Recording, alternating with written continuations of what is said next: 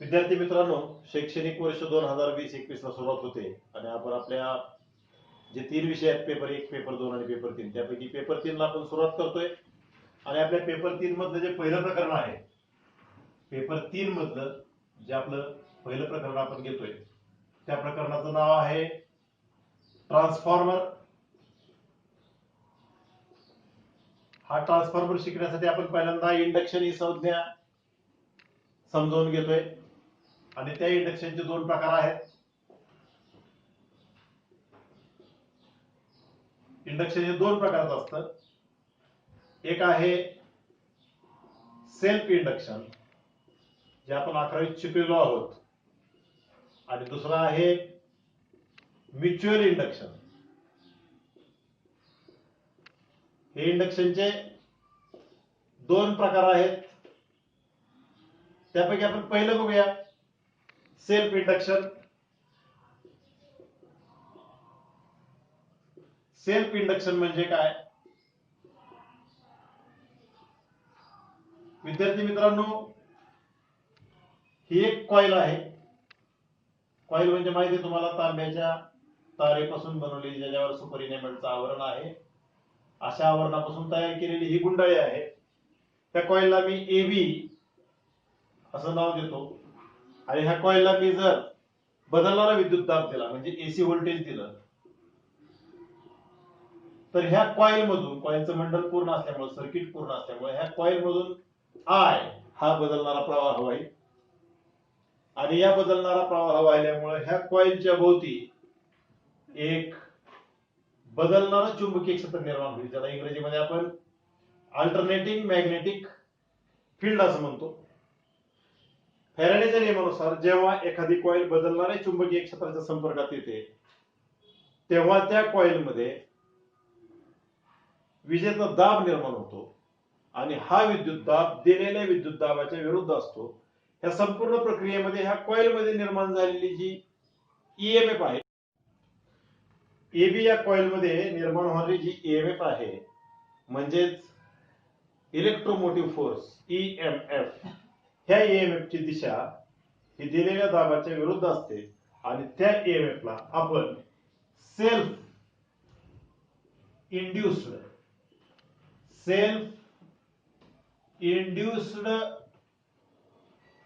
EMF असे म्हणतो. आणि ही जी प्रक्रिया आहे, ह्या प्रक्रियेला आपण म्हणतो सेल्फ इंडक्शन. सेल्फ इंडक्शन लक्षात आलं असेल तुमच्या. आता आपण दुसरं इंडक्शन शिकणार आहोत, ज्याचं नाव आहे म्युच्युअल इंडक्शन. म्युच्युअल इंडक्शन काय आहे? तर जेव्हा आपण कॉइल एबी ला बदलणारा विद्युत दाब दिला, त्यामुळे कॉइल एबी मधून प्रवाह व्हायला आणि बदलणारं चुंबकीय क्षेत्र निर्माण झालं. ह्या कॉइल एबी ने निर्माण केलेल्या बदलणाऱ्या चुंबकीय क्षेत्राच्या संपर्कात जर मी आणखी एक कॉइल आणली, अर्थातच कॉइल एबीच्या जवळच, पण कॉइल एबीला कुठेही विद्युतदृष्ट्या न जोडता मी आणखी एक कॉइल एबीच्या जवळ आणली, आणि कॉइल एबी ने निर्माण केलेले चुंबकीय क्षेत्राच्या संपर्कात ती कॉइल आली, ज्या कॉइलला मी सीडी म्हणतोय. तर ह्या सीडी मध्येही बदलणाऱ्या चुंबकीय क्षेत्राच्या संपर्कात आल्यामुळे एक प्रवर्तित विद्युत दाब निर्माण होईल. आणि तो जो विद्युत दाब आहे, तो विद्युत दाब कॉइल सीडी मध्ये निर्माण होईल. आणि ह्या विद्युत दाबाला आपण म्युच्युअली इंड्युस्ड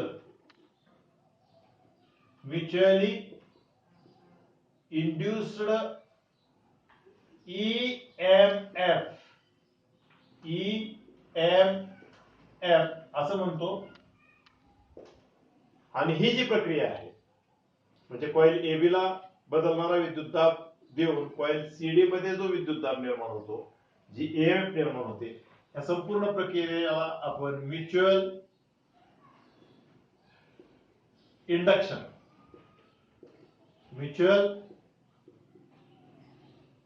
असं म्हणतो. आणि ट्रान्सफॉर्मर हा म्युच्युअल इंडक्शनच्या तत्वावर काम करतो. आता कॉइल AB मध्ये जी सेल्फ इंड्युस्ड ईएमएफ निर्माण झालेली आहे, ह्या ईएमएफ ला मी म्हणलं E1, आणि कॉइल CD मध्ये म्युच्युअल इंडक्शनने जी ईएमएफ निर्माण झालेली आहे, ह्या ईएमएफ ला मी म्हणतोय E2. मित्रांनो, E1 आहे सेल्फ इंड्युस्ड ईएमएफ आणि E2 आहे म्युच्युअली इंड्युस्ड ईएमएफ. अशा दोन ईएमएफ या प्रक्रियेमध्ये ट्रान्सफॉर्मरच्या कार्यपद्धतीमध्ये निर्माण होतील. आणि आता आपल्याला बघायचंय की ह्या इंडक्शनच्या तत्वावर ट्रान्सफॉर्मर हे विद्युत यंत्र काम करतं, आणि हा ट्रान्सफॉर्मर नक्की असतो काय हे आपल्याला संपूर्ण अगदी सखोल शिकायचं आहे. आणि त्यामध्ये सर्वप्रथम आपण बघणार आहोत सिंगल फेज ट्रान्सफॉर्मर. ज्या सिंगल फेजच्या ट्रान्सफॉर्मरची आपण सुरुवात याच्या रचनेपासून करतोय. सिंगल फेज ट्रान्सफॉर्मरची रचना अभ्यासत असताना मी इथे एक आकृती काढतोय, ज्या आकृतीमध्ये ट्रान्सफॉर्मरची रचना स्पष्ट होईल. इथे मी एक नाव देतोय, सिंगल फेज ट्रान्सफॉर्मर. या ट्रान्सफॉर्मरची रचना आपण अभ्यासूया, म्हणजे आपल्याला थ्री फेज ट्रान्सफॉर्मर कसा असतो आणि तो कसा काम करतो हे अगदी सोप्या पद्धतीने समजू शकेल. सिंगल फेज ट्रान्सफॉर्मरची पहिल्यांदा आपण रचना बघूया. यामध्ये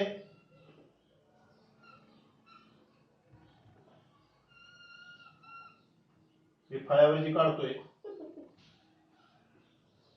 ती सिंगल फेज ट्रान्सफॉर्मरची रचना आहे.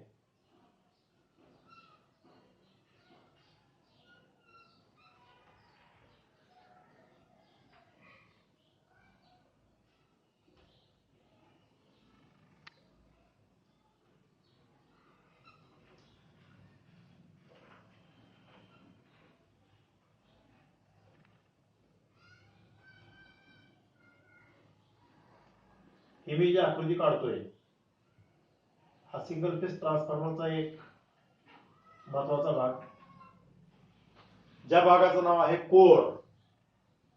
हा जो भाग आहे या भागाचं नाव आहे कोर. ही कोर तयार करत असताना सिलिकॉन स्टील नावाच्या पदार्थापासून तयार केलेल्या ज्या पातळ पट्ट्या आहेत,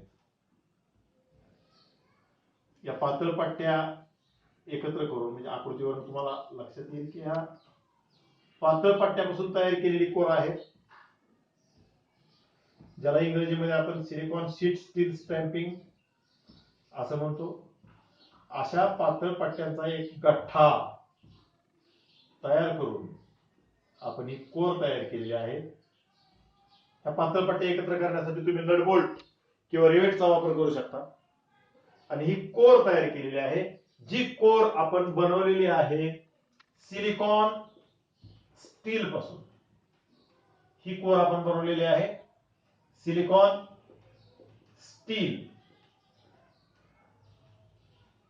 कारण हे एक सॉफ्ट मॅग्नेटिक मटेरियल आहे, ज्याला आपण मराठीमध्ये मृदू चुंबकीय पदार्थ असं म्हणतो. अशा मृदू चुंबकीय पदार्थापासून आपण ही कोर तयार केलेली आहे. आता कोरच्या ह्या ज्या दोन बाजू आहेत, ही बाजू आणि ही बाजू, ह्या दोन बाजूंना आपण लिंब असं म्हणतो. लिंब हा इंग्रजी शब्द आहे, मराठी नव्हे. तर त्या लिंबवर आपण अशा प्रकारे तांब्याच्या तारेपासून बनवलेलं हे वाइंडिंग ह्या कोरवर आपण गुंडाळलेलं आहे. त्या वाइंडिंगचे दोन टोक आपण बाहेर काढलेले आहेत. हे जे वाइंडिंग आहे, ह्या वाइंडिंगला मी म्हणतोय प्रायमरी वाइंडिंग. आणि ही दुसरी जी लिंब आहे, ह्या लिंबवर आपण आणखीन एक दुसरं वाइंडिंग गुंडाळतोय, ज्या वाइंडिंगची सुद्धा दोन टोक आपण बाहेर काढलेले आहेत. आणि ह्या वाइंडिंगला आपण म्हणतोय सेकंडरी वाइंडिंग. म्हणजे ट्रान्सफॉर्मरच्या रचनेमध्ये जर आपण बघितलं तर तीनच गोष्टी आहेत, तीनच भाग आहेत. एक आहे कोर, त्या कोरच्या एका बाजूला आपण गुंडाळलेले प्रायमरी वाइंडिंग, आणि कोरची जी दुसरी बाजू आहे त्या दुसऱ्या बाजूला आपण गुंडाळलेले सेकंडरी वाइंडिंग. ही दोन्ही वाइंडिंग तयार करत असताना सुपर इनॅमल्ड नावाच्या अवाहकाच्या आवरण असलेल्या तांब्याच्या तारेपासून आपण हे वाइंडिंग तयार केलेलं आहे. आणि मग मी ज्यावेळेस ह्या प्रायमरी वाइंडिंगच्या ह्या दोन टोकांमध्ये, आता ही मगाशी जसे मी आपण तुम्हाला सांगितले की हे कॉइल ए बी आहे आणि कॉइल सी डी आहे. प्रायमरी वाइंडिंग ही कॉइल आपण ए बी असं गृहीत धरू आणि सेकंडरी वाइंडिंग म्हणजे कॉइल सी डी आहे असं आपण गृहीत धरू. मी जर ह्या वाइंडिंगला इथं बदलणारा विद्युत दाब दिला, दॅट इज एसी व्होल्टेज, तर ह्या वाइंडिंग मधून बदलणारा प्रवाह वाहेल, दॅट इज आय. हा बदलणारा प्रवाह वाइंडिंग मधून वाहिल्यामुळे ही संपूर्ण कोर जे आहे हे विद्युत चुंबक बनेल. तुम्ही 11वी मध्ये शिकलेला आहात विद्युत चुंबक कसा बनतो. तर ह्या वाइंडिंग मधून प्रवाह वाहिल्यामुळे ही संपूर्ण कोर जी आहे ही कोर विद्युत चुंबक बनेल आणि संपूर्ण कोर विद्युत चुंबक बनल्यानंतर म्हणजे विद्युत चुंबकाच्या भोवती किंवा विद्युत चुंबकामध्ये एक चुंबकीय क्षेत्र निर्माण होईल. जे बदलणारं चुंबकीय क्षेत्र असेल ते संपूर्ण कोर मध्ये असेल आणि त्या चुंबकीय क्षेत्राला मी म्हणतोय five. So this is alternating magnetic flux developed in core. आणि ह्या बदलणाऱ्या चुंबकीय क्षेत्राच्या संपर्कात हे दुसरं वाइंडिंग येईल आणि ह्या दुसऱ्या वाइंडिंग मध्ये म्युच्युअल इंडक्शनच्या तत्वाने ईएमएफ E2 निर्माण होईल. आणि त्याच वेळी मित्रांनो सगळ्यात महत्त्वाची गोष्ट, ज्या वाइंडिंगला मी हा सप्लाय देतोय किंवा हा विद्युत दाब देतोय त्या वाइंडिंग मध्ये सेल्फ इंडक्शनच्या तत्वाने आणखीन एक ईएमएफ निर्माण होणार आहे, ती आहे E1.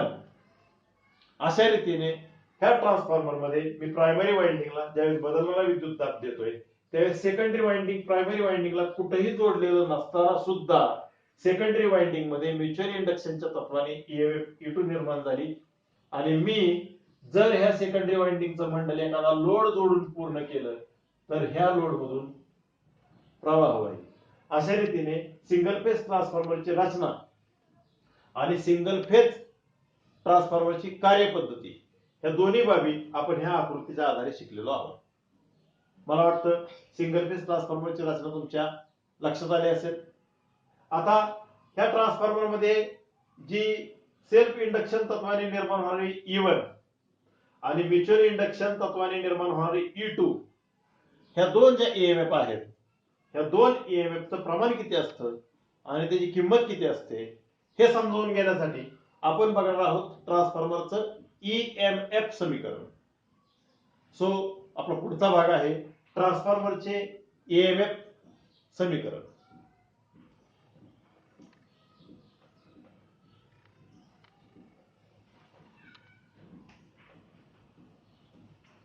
ट्रान्सफॉर्मरचे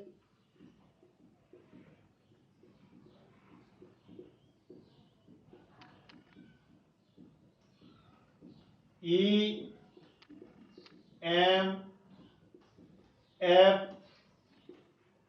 समीकरण.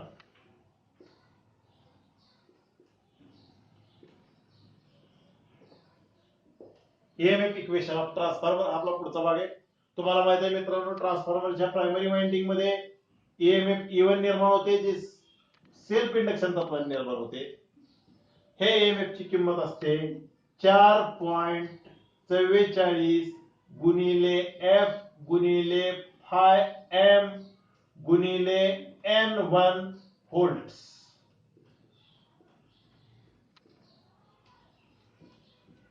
आणि ट्रान्सफॉर्मरच्या सेकंडरी वाइंडिंग मध्ये जे ईएमएफ निर्माण होते जे म्युच्युअल इंडक्शन तत्वाने निर्माण होते त्या ईएमएफ चं E2 चं समीकरण आहे E2 is equal to 4.44 into F into phi M into N2 volts.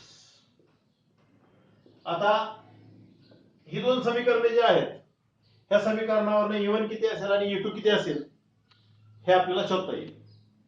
आता E1 म्हणजे काय, प्रायमरी वाइंडिंग मध्ये निर्माण झालेली ईएमएफ आणि E2 म्हणजे आहे सेकंडरी वाइंडिंग मध्ये निर्माण झालेली ईएमएफ.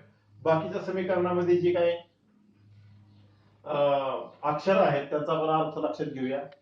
या समीकरणामध्ये आहे 4.44 तो स्थिरांक, इट इज कॉन्स्टंट. F आहे सप्लायची फ्रिक्वेन्सी हर्ट्ज मध्ये. फाय एम हा आहे कोर मध्ये निर्माण होणारा जास्तीत जास्त फ्लक्स. जास्तीत जास्त फ्लक्स म्हणजे काय तर तुम्हाला माहिती आहे की आपण बघतो की एसी सप्लायची वेव्हफॉर्म आहे ती अशा प्रकारची आहे. बरोबर, ही आहे एसी सप्लायची वेव्हफॉर्म आणि ह्या वेव्हफॉर्म नुसार जो प्रवाह आहे त्या प्रवाहानुसार ट्रान्सफॉर्मरच्या कोर मध्ये देखील अशाच गुणधर्माचं चुंबकीय क्षेत्र निर्माण होतं. आणि ह्या चुंबकीय क्षेत्राला आपण फाय असं जर संबोधलं तर ह्या चुंबकीय क्षेत्राची इथं असणारी किंमत कशी आहे, कशी आहे, ही मॅक्झिमम आहे. आणि दिस इज फाय एम, तो हा फाय एम इथं आहे, that is maximum flux in core phi M. आणि N1 हे ट्रान्सफॉर्मरच्या प्रायमरी वाइंडिंगला दिलेले वेढे म्हणजे टर्न आहेत. टर्न्स जे वेढे आहेत, टर्न्स जे प्रायमरी वाइंडिंगला दिलेले आहेत ते आहेत N1. म्हणजे ट्रान्सफॉर्मरच्या प्रायमरी वाइंडिंग मध्ये निर्माण होणारी ईएमएफ E1 ही 4.44 गुणिले F गुणिले 5M गुणिले N1 व्होल्ट्स इतके असेल. आणि ट्रान्सफॉर्मरच्या सेकंडरी वाइंडिंग मध्ये निर्माण झालेली ईएमएफ जी आहे ती आहे 4.44 गुणिले F गुणिले 5M गुणिले N2. दोन्ही समीकरणांचं जर आपण निरीक्षण केलं तर आपल्याला असं दिसेल की दोन्ही समीकरणांमध्ये फक्त बदल आहे तो N1 आणि N2 मध्ये. बाकीचा हा जो भाग आहे हा दोन्ही समीकरणांमध्ये सारखाच आहे. म्हणजे ट्रान्सफॉर्मरचे E1 आणि E2 मध्ये निर्माण होणारा जो फरक आहे तो केवळ N1 आणि N2 ह्या टर्न मधल्या बदलामुळे असेल. एक गंमत म्हणून आपण असं उदाहरण, गंमत म्हणून म्हणजे आपल्याला समजण्यासाठी एक उदाहरण घेऊया आपण. एखाद्या ट्रान्सफॉर्मरला दिलेल्या सप्लायची फ्रिक्वेन्सी आहे 50 हर्ट्झ. ओके, एखाद्या ट्रान्सफॉर्मरच्या प्रायमरी वाइंडिंग मध्ये किंवा ट्रान्सफॉर्मरच्या कोर मध्ये निर्माण होणारा मॅक्झिमम फ्लक्स जो आहे 5M. सपोज आपण हा घेऊया एक 2 वेबर. फ्लक्स वेबर मध्ये मोजतात, फ्रिक्वेन्सी हर्ट्झ मध्ये मोजतात. आणि ट्रान्सफॉर्मरच्या प्रायमरी वाइंडिंगला दिलेले टर्न आहेत सपोज 10 टर्न दिलेले आहेत आणि सेकंडरी वाइंडिंगला दिलेले टर्न आहेत 20 आहेत. ठीक आहे, अशी जर परिस्थिती असेल की supply frequency 50 hertz, maximum flux 2 weber, N1 10, N2 20, तर ह्या किमतीनुसार एखाद्या ट्रान्सफॉर्मर मध्ये निर्माण झालेली E1 असेल 4.44 गुणिले F घेतलेले आहे 50 गुणिले मॅक्झिमम फ्लक्स आहे 2 गुणिले N1 आहेत 10. हा जर गुणाकार आपण केला तर E1 ची किंमत निघेल E1 is equal to 4.44 multiplied by 100 आणि हे 1000. ठीक आहे, E1 इज इक्वल टू हा गुणाकार येईल 444 व्होल्ट. आणि ह्याच सूत्रानुसार आपण E2 शोधूया. E2 बरोबर 4.44 गुणिले F आहे 50. म्हणजे दोन्ही इक्वेशन मध्ये सारखंच घेतोय आपण, फक्त बदल आहे तो टर्नच्या संख्येत. इकडे 10 टर्न आहेत आणि इकडे 20 टर्न आहेत. गुणिले 20 बरोबर, ह्याचा जर गुणाकार आपण केला तर तो गुणाकार येईल 4.44 गुणिले 2000.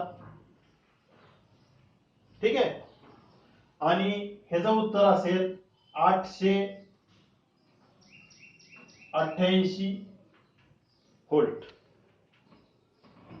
म्हणजे आपण बघितलं की दोन्ही इक्वेशन मध्ये फक्त N1 इज इक्वल टू 10 आणि N2 इज इक्वल टू 20 या दोन्हीच्या फरकामुळे E1 झाली 444 व्होल्ट आणि E2 झाली 888 व्होल्ट. जर N1 आणि N2 जर सारखेच असते तर दोन्ही EMF ह्या सारख्याच किमतीच्या आल्या असत्या. पण इथं N1 पेक्षा N2 ची संख्या जास्त आहे म्हणून E1 पेक्षा E2 ची किंमत देखील अधिक आलेली आहे. ह्याचा अर्थ असा आहे की N1 आणि N2 म्हणजेच प्रायमरी वाइंडिंगला दिलेले वेढे आणि सेकंडरी वाइंडिंगला दिलेले वेढे ह्यांच्यात जर आपण बदल केला तर ट्रान्सफॉर्मर मध्ये निर्माण होणाऱ्या EMF ची किंमत बदलेल. आणि ह्या EMF समीकरणाच्या आधारे आपण बघितलं की E1 आणि E2 ह्या दोन EMF ची किमती कशा असतात. आता आपण ट्रान्सफॉर्मरच्या प्रकारांकडे वळणार आहोत. या समीकरणावरूनच आपल्याला ट्रान्सफॉर्मरचे जे स्टेप अप आणि स्टेप डाऊन प्रकार पडतात ते आपल्याला बघायचे आणि ट्रान्सफॉर्मरचे आणखीही काही प्रकार आहेत त्याकडे आपण जाणार आहोत. आपण तो भाग आपल्या पुढच्या व्हिडिओमध्ये बघणार आहोत.